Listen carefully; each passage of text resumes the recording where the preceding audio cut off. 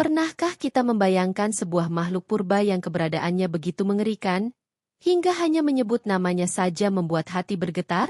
Di kedalaman kegelapan, jauh di bawah lapisan bumi dan lautan kosmik, ada legenda tentang seekor ular raksasa yang disebut Valak. Konon, rahangnya mampu menelan bumi, langit, bahkan neraka sekalipun. Seolah seluruh semesta tak lebih dari sekadar santapan kecil baginya.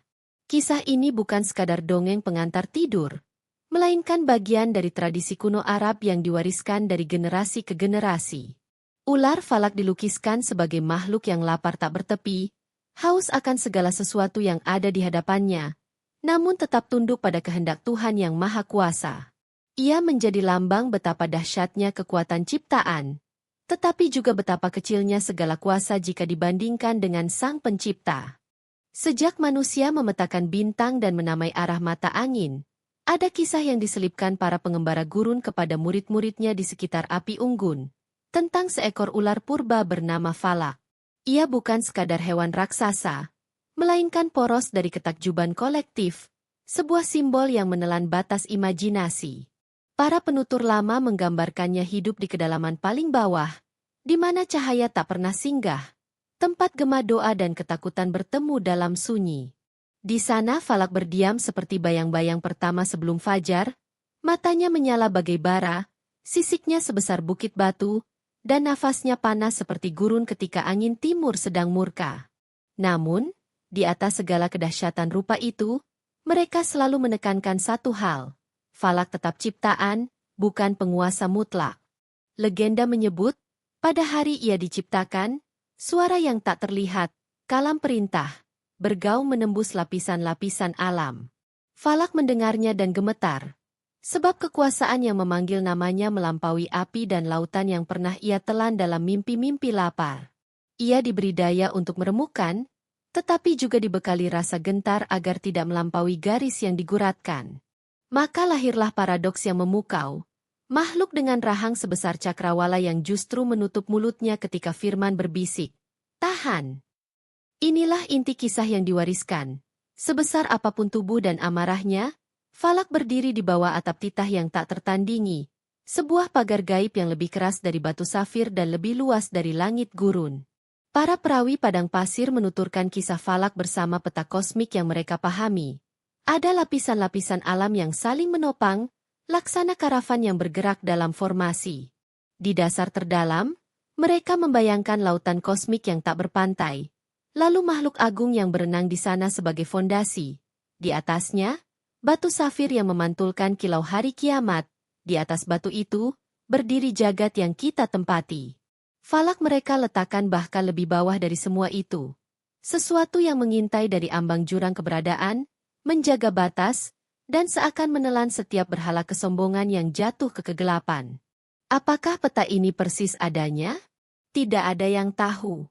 Tetapi bagi para penutur, kebenaran puitik kadang lebih tajam daripada peta ilmiah.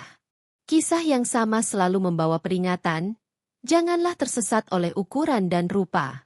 Valak bukan bukti untuk memuja kekuatan buta, melainkan cermin yang memantulkan hierarki kuasa. Di atas guntur ada langit, di atas langit ada tahta, dan di atas setiap tahta ada kehendak yang tak bisa dilawan. Ketika manusia merasa bisa mengukur segalanya, menghitung bintang, menebak nasib, dan menaklukkan musim, para penutur menundukkan wajahnya lalu berbisik, "Lihat Valak, sebesar itu pun ia takut."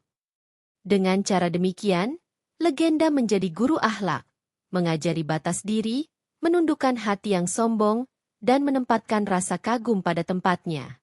Namun para pendengar yang jujur akan diingatkan pula, kisah ini tak tercantum tegas dalam wahyu, dan tak ada sandaran hadis yang memastikan rincian wujudnya. Ia hidup sebagai warisan lisan, sebuah folklore yang menampung rasa gentar manusia pada misteri semesta. Karena itu, ia mesti diambil sebagai hikmah, bukan dalil. Sebagai kisah yang menuntun pada ketundukan, bukan sebagai peta untuk menantang kebenaran. Dan justru disitulah keindahannya. Valak menjadi bahasa kias untuk menjelaskan yang tak terjangkau, bahwa ada batas-batas kuasa makhluk, seberapapun besar ia tampak, dan ada naungan tak terlihat yang memerintah segala sesuatu agar tetap pada garisnya. Dalam tradisi Arab kuno, dunia tidak dipahami sebagai bola bulat yang melayang di ruang hampa, melainkan sebagai bangunan berlapis-lapis. Tiap lapisan menopang lapisan lain. Laksana menara raksasa yang ditopang tiang-tiang gaib. Di dasar paling bawah, para kosmografer menggambarkan seekor ikan raksasa bernama Bahamut, sosok yang kepalanya menyerupai kerbau atau gajah, berenang di lautan kosmik. Di atas punggung Bahamut, terletak batu safir bercahaya, menjadi fondasi bagi segala ciptaan. Dari lapisan-lapisan inilah langit, bumi, dan segala makhluk menempati posisi masing-masing, membentuk semesta yang teratur bagai karavan yang bergerak di jalur panjang. Namun, yang membuat kisah ini begitu menegangkan adalah kehadiran sosok lain, yang bahkan berada lebih rendah dari Bahamut. Dialah Falak, ular purba yang digambarkan melingkar di kegelapan terdalam, seakan menjaga pintu rahasia menuju ke tak berhinggaan. Jika Bahamut adalah penopang, maka Falak adalah pengancam. Ia disebut-sebut mampu menelan Bahamut, batu safir, bumi, langit, bahkan neraka sekalipun, seolah tidak ada satupun yang cukup besar untuk melampaui nafsu laparnya. Gambaran ini bukan sekadar dongeng, melainkan simbol betapa rapuhnya semesta jika tidak ada titah Tuhan yang menahan makhluk seperti Falak agar tidak melahap seluruhnya. Seorang ahli kosmografi asal Persia, Zakaria Al-Qazwini, mencatat pandangan ini dalam karyanya. Menurutnya, Falak adalah bagian dari tatanan kosmik yang disusun Allah, ditempatkan sebagai pengingat betapa segala yang tampak megah di atas hanyalah sementara. Baginya, Falak bukan sekadar ancaman, melainkan juga penjaga. Ia menahan dirinya, bukan karena lemahnya tubuh atau kecilnya rahang, melainkan karena rasa takut pada kuasa ilahi. Inilah hikmah yang diulang-ulang para perawi. Sebesar apapun ancaman dari ciptaan, semua masih ada dalam kendali Sang Pencipta. Bagi masyarakat padang pasir, gambaran ini menghadirkan keseimbangan antara rasa gentar dan rasa aman. Gentar karena membayangkan ada sosok sebesar itu mengintai di bawah dunia, rahangnya mampu melumat semua lapisan. Namun, aman karena diyakinkan bahwa Falak tidak berbuat semaunya.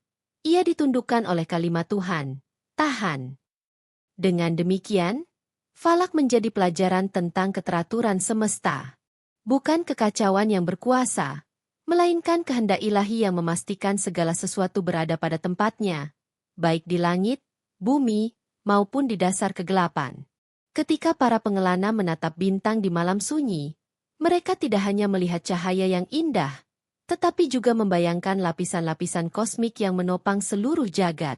Di sanalah kisah Falak disisipkan, sebagai cerita pengingat bahwa apapun yang manusia lihat hanyalah sebagian kecil dari keagungan ciptaan. Falak, dengan seluruh kebuasannya, ditempatkan di bagian terdalam untuk menegaskan satu kebenaran. Bahkan ancaman terbesar sekalipun tidak pernah bebas dari kontrol Tuhan. Dengan begitu, mitos ini bukan sekadar dongeng menyeramkan, tetapi juga tafsir puitis atas hierarki kuasa semesta.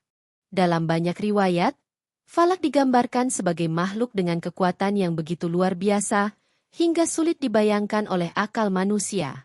Rahangnya disebut-sebut mampu menelan bumi, langit, dan neraka dalam sekali lahap.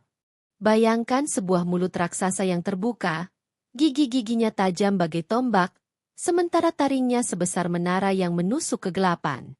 Ia bukan hanya ancaman bagi manusia, melainkan juga bagi tatanan kosmik itu sendiri.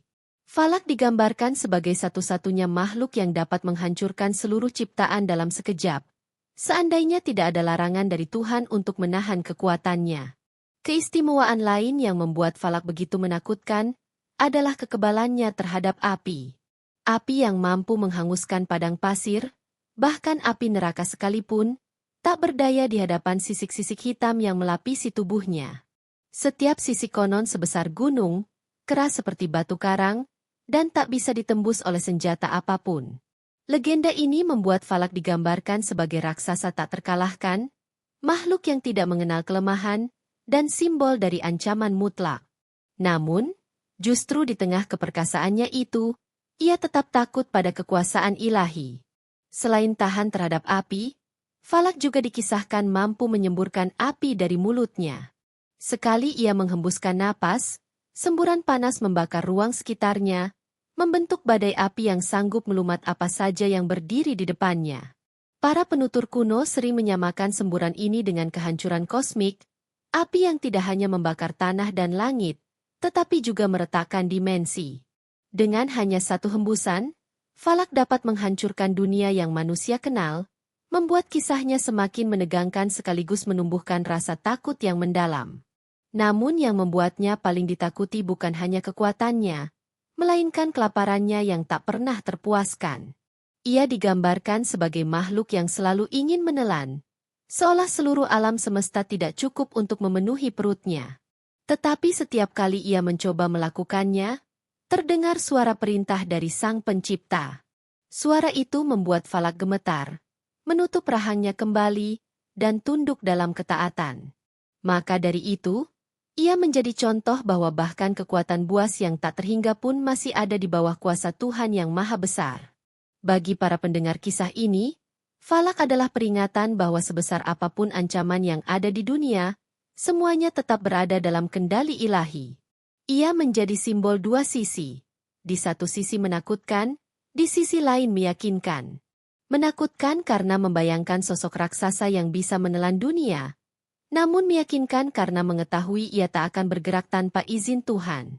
Legenda Falak pun diterima bukan sebagai cerita untuk menakuti semata, melainkan sebagai ajaran moral tentang ketundukan, kebesaran kuasa Allah, dan kecilnya manusia di tengah jagat raya. Di balik sisik yang keras bagaikan gunung dan rahang yang sanggup menelan jagat, Falak digambarkan sebagai makhluk dengan sifat paling buas. Nafsu laparnya tak mengenal batas. Ia selalu digambarkan ingin menelan apapun yang ada di hadapannya. Bumi, langit, bahkan neraka. Semuanya seakan tak lebih dari kudapan kecil baginya. Gambaran ini menghadirkan sosok yang menakutkan sekaligus memukau. Seekor ular kosmik yang kelaparannya tak pernah padam, terus mengintai kesempatan untuk melahap seluruh alam. Namun yang membuat legenda ini unik adalah kenyataan bahwa setiap kali Falak hendak menutup rahangnya atas semesta, selalu terdengar suara dari Sang Pencipta. Suara itu bukan hanya melarang, tetapi membuat tubuh raksasa itu bergetar ketakutan. Seakan semua daya yang ia miliki, api, rahang, dan sisik besarnya, hancur di hadapan kalimat ilahi. Disitulah inti hikmah kisah ini.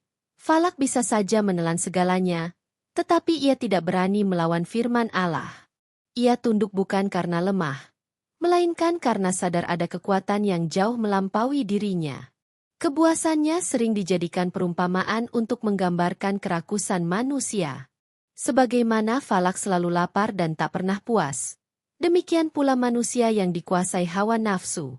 Namun, jika Falak yang demikian dahsyat saja masih bisa menahan diri karena takut pada kuasa Allah, bagaimana mungkin manusia berani mengabaikan batasan yang ditetapkannya? Para penutur padang pasir menggunakan kisah ini untuk mendidik generasi muda, menanamkan rasa takut sekaligus harapan dalam diri mereka. Cerita lain menyebut bahwa rasa lapar Falak adalah bagian dari ujian. Allah menciptakannya dengan nafsu besar agar menjadi tanda kebesarannya. Ia ditempatkan di bagian terdalam semesta sebagai saksi bahwa ada ciptaan yang bisa menghancurkan segalanya, tetapi tidak pernah bergerak tanpa izin. Dengan cara ini, keberadaan Falak justru menegaskan keteraturan kosmik. Tidak ada satupun yang terjadi di luar kendali Sang Pencipta. Bahkan rasa lapar yang tampak tanpa akhir pun hanyalah bagian dari skenario ilahi. Bagi mereka yang merenungi kisah ini, Falak menjadi cermin bahwa kekuatan tanpa kendali hanyalah kehancuran. Namun, kendali sejati bukan berasal dari dalam diri makhluk, melainkan dari Tuhan yang menahannya. Maka, mitos tentang Falak tidak berhenti sebagai kisah menakutkan, tetapi berubah menjadi pelajaran moral, bahwa manusia harus mengendalikan nafsu, mengingat batas, dan menundukkan diri kepada Allah. Sebab, jika tidak, mereka bisa menjadi buas layaknya Falak, makhluk besar yang terus lapar namun tetap dikekang oleh rasa takut pada Sang Pemilik semesta. Dalam sebagian riwayat, nama Falak dikaitkan dengan perjalanan para nabi, khususnya sebagai lambang ujian dan tanda kebesaran Allah.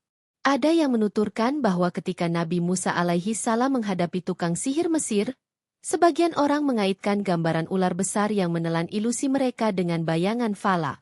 Meski kisah itu lebih bersifat simbolik daripada historis, ia memberi makna mendalam, bahwa keagungan mukjizat Nabi jauh melampaui sihir manusia, bahkan dibandingkan dengan mitos makhluk kosmik sebesar falak. Falak pun kerap dipandang sebagai cermin bagi kisah Nabi Yunus yang ditelan oleh ikan Nun. Jika ikan Nun menjadi bukti bahwa seorang nabi bisa selamat dari perut makhluk laut yang dahsyat, maka falak adalah versi ekstrim dari ancaman itu, seekor ular kosmik yang bisa menelan alam semesta. Dengan begitu, ia menjadi bayangan yang mempertegas perbedaan. Mukjizat para nabi menyelamatkan dan memberi harapan, sementara falak mengingatkan pada kegelapan dan ancaman yang hanya bisa ditahan oleh kuasa Allah. Dalam tradisi lain, falak dianggap sebagai bagian dari tatanan ilahi yang diciptakan untuk menunjukkan batas manusia. Ia disebutkan dalam cerita-cerita moral, bahwa jika bukan karena rasa takut pada Allah, falak sudah sejak lama melumat seluruh ciptaan. Perbandingan ini digunakan oleh para pendakwah untuk menekankan bahwa bahkan nabi pun mendapatkan ujian. Dan sebesar apapun ujian itu, pertolongan Allah selalu lebih kuat. Falak hadir sebagai simbol pengingat bahwa tanpa perlindungan Tuhan, tak ada makhluk yang bisa bertahan. Kisah-kisah yang menghubungkan falak dengan para nabi tidak pernah dimaksudkan untuk menyamakan keduanya, melainkan untuk memperlihatkan kontras. Nabi adalah sosok pilihan, membawa wahyu dan bimbingan bagi umat manusia, sementara falak adalah ciptaan yang penuh buas dan kegelapan. Namun keduanya tunduk pada aturan yang sama, kehendak Sang Pencipta. Jika para nabi menunjukkan cahaya, maka falak menandai bayangan, dan keduanya hanya ada untuk mempertegas keagungan Allah di atas segala sesuatu. Dengan demikian, falak dalam kisah para nabi lebih berfungsi sebagai metafora daripada tokoh nyata. Ia menjadi alat didaktik, cara untuk menanamkan rasa takut sekaligus kagum kepada anak-anak dan orang dewasa yang mendengarnya. Falak menunjukkan bahwa meskipun mitos bisa menakutkan, ia tetap tunduk pada kuasa ilahi. Dan para nabi hadir untuk menuntun manusia, agar tidak terjebak dalam ketakutan, melainkan mengambil pelajaran dan semakin mendekatkan diri kepada Allah yang Maha Perkasa. Selain dikenal sebagai makhluk yang menakutkan, falak juga memiliki sisi simbolis yang kerap diangkat dalam tradisi kuno. Ia dianggap sebagai perwujudan kekuatan alam yang tak terbendung, badai yang merobohkan, gelombang yang menggulung, atau api yang melalap tanpa ampun. Falak bukan hanya sekadar ular kosmik, melainkan lambang ketakutan manusia terhadap hal-hal yang melampaui kendali mereka. Kisah ini menegaskan bahwa di balik rasa takut selalu ada pelajaran, yaitu pengakuan bahwa manusia hanyalah makhluk kecil yang lemah di hadapan ciptaan Allah yang tak terhitung jumlahnya. Di sisi lain, ada tradisi yang justru memandang falak sebagai pelindung. Ia dipercaya mampu menjaga keseimbangan kosmik dengan menahan lapisan-lapisan semesta agar tetap pada posisinya. Tanpa keberadaan falak, semesta bisa terombang-ambing tanpa arah. Dalam pandangan ini, falak bukan sekadar ancaman, melainkan juga penjaga yang berfungsi sesuai dengan titah Sang Pencipta. Dengan begitu, ia dipandang sebagai simbol keteraturan. Betapapun menakutkan rupanya, keberadaannya tetap bagian dari rencana ilahi yang penuh kebijaksanaan. Beberapa kisah rakyat bahkan menyebut falak sebagai tanda kesuburan dan kemakmuran. Meski tampak aneh, anggapan ini lahir dari pemahaman bahwa kekuatan besar yang ditahan bisa berubah menjadi berkah. Seperti hujan badai yang pada akhirnya memberi kehidupan bagi tanah kering, demikian pula keberadaan falak yang ditahan oleh Allah dipandang sebagai bentuk rahmat. Ia menjadi lambang potensi besar yang jika diarahkan dengan benar, bisa membawa manfaat, bukan hanya kehancuran. Namun, para ulama selalu mengingatkan agar kisah falak disikapi sebagai legenda, bukan akidah. Sebab, tak ada satupun ayat Al-Quran atau hadis sahih yang menyebut nama falak secara jelas. Kisahnya hidup di ruang mitos dan tradisi, sebagai bagian dari cerita rakyat yang kaya dengan makna moral. Justru disitulah nilai utamanya. Ia mengajarkan bahwa bahkan cerita fiksi bisa dipakai sebagai sarana untuk mengingatkan manusia pada kebesaran Allah, asal tidak melampaui batas dengan menganggapnya sebagai kebenaran mutlak. Akhirnya, falak menjadi cermin dari dua sisi kehidupan, kegelapan dan cahaya, ancaman dan perlindungan, kehancuran dan kesuburan. Ia melambangkan betapa dahsyatnya kekuatan ciptaan, namun tetap tunduk pada Sang Khalik. Kisahnya menuntun manusia untuk tidak terjebak dalam rasa takut berlebihan, tetapi justru menemukan kebijaksanaan di balik setiap mitos. Dengan memahami falak sebagai simbol, kita diajak untuk lebih rendah hati, menyadari keterbatasan diri, dan semakin dekat kepada Allah, satu-satunya pemilik kekuasaan sejati atas alam semesta. Kisah tentang ular falak memang penuh misteri, menegangkan, dan syarat dengan imajinasi kosmik yang melampaui batas nalar. Ia digambarkan mampu menelan seluruh alam semesta, memiliki sisik sebesar gunung, rahang yang sanggup melumat bumi dan langit, serta semburan api yang mampu meretakkan dimensi. Namun, di balik semua itu, satu hal yang selalu ditekankan, sebesar apapun kekuatan falak, ia tetap tunduk pada perintah Allah. Inilah pesan utama dari legenda ini, bahwa tidak ada makhluk, seberapapun menakutkannya, yang dapat melampaui kehendak Sang Pencipta. Bagi manusia, kisah falak bukan sekadar dongeng menakutkan, melainkan pelajaran berharga. Ia mengingatkan bahwa kerakusan dan nafsu tanpa kendali hanya akan membawa kehancuran. Namun, bahkan kekuatan paling buah sekalipun masih bisa dikekang oleh rasa takut pada Allah. Maka, manusia pun seharusnya belajar menahan diri, menyadari kelemahan, dan menundukkan hati di hadapannya. Akhirnya, legenda falak menjadi cermin dari perjalanan spiritual manusia. Ia menghadirkan rasa gentar sekaligus kagum, rasa takut sekaligus tenang. Sebab, pada ujungnya, semua cerita, baik mitos maupun kenyataan, selalu mengarah pada satu kebenaran, bahwa hanya Allah Subhanahu wa Ta'ala yang memiliki kuasa sejati atas bumi, langit, dan segala sesuatu yang ada di antaranya.